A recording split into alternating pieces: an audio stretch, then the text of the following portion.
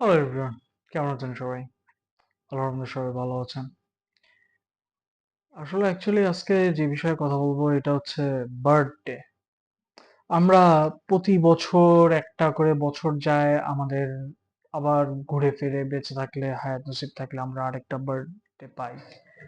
আমরা তখন কি করি? কেক কাটি, ফেস্টিভ্যাল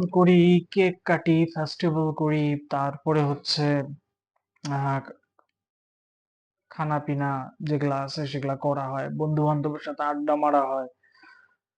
আসলে আপনারা একটু মাথা খাটায় দেখেন তো কেক কাটার সময় কি করা হয়? আপনার বয়সটা দেওয়া হবে, তারপরে আগুন জ্বালানো হবে, আপনি ওটা ফু দিবেন, কেক কাটবেন। তারপরে আপনাকে ক্ল্যাপ দেওয়া হবে, এভাবে ক্ল্যাপ দেওয়া হবে।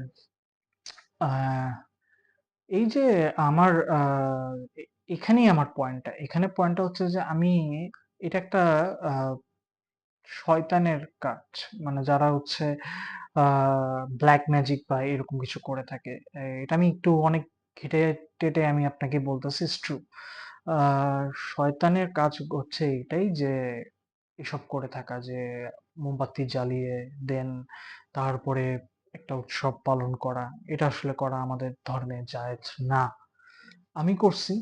আমি স্বীকার করতেছি। এমন না যে আমি করি নাই, করছি। কিন্তু ক্লাস 5 এর পর আমি আমার কোনো বার্থডে তে আ আমার মনে হয় না। আ ক্লাস 5 এ তখন মনে হয় 98 কি 99 এই সময় ক্লাস 5 এ পড়ি মনে হয়। 98 কি 99।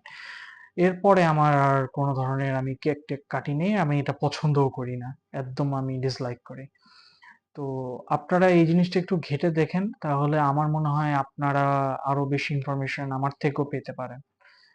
আমি আর এটাই বলব যে বার্থডে তে আপনি ২ রাকাত শুকরিয়া নামাজ পড়ে নিলেন আল্লাহর কাছে।